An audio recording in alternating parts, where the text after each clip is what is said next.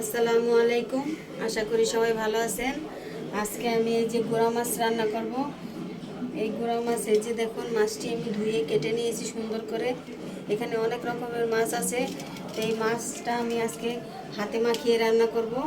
এজন্য এই যে আমি একটা টমেটো নিয়েছি, ধনিয়া পাতা, কাঁচামরিচ, আর এই যে পেঁয়াজ, আর এই যে একটা আলু দিব আমি।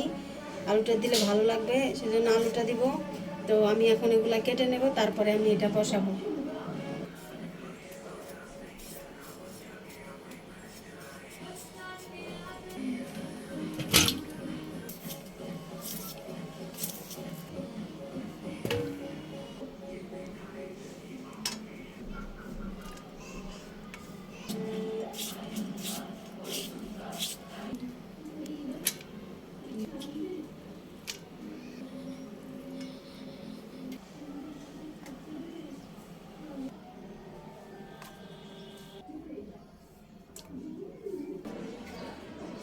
এই যে আমার সব কিছু রেডি হয়ে গেছে, এগুলোও কাটা হয়ে গেছে, সব কিছু আমি কেটে নিয়েছি।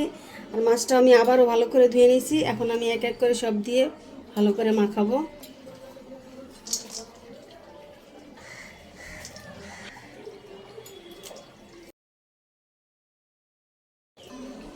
ধনিয়া পাতাটা এখন দিব না, এটা আমি পরে দিব লাস্টে।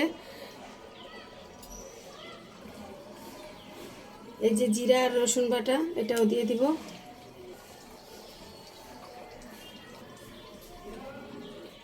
ধনিয়ার গুঁড়া, লবণ। এখন আমি তেলটা দিয়ে দিব।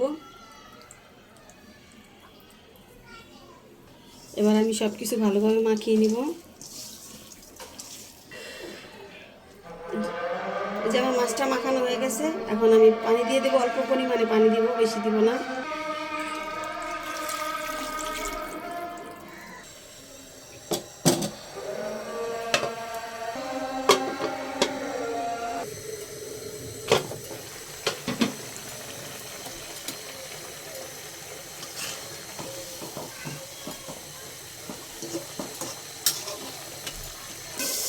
এখন আমি ধনিয়া পাতা দিয়ে দিব।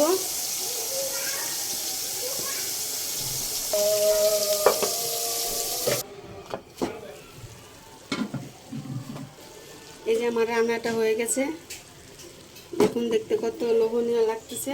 আপনারা এভাবে রান্না করে খাবেন, আশা করি ভালো লাগবে। খেয়ে আমাকে জানাবেন কমেন্টে। আল্লাহ হাফেজ।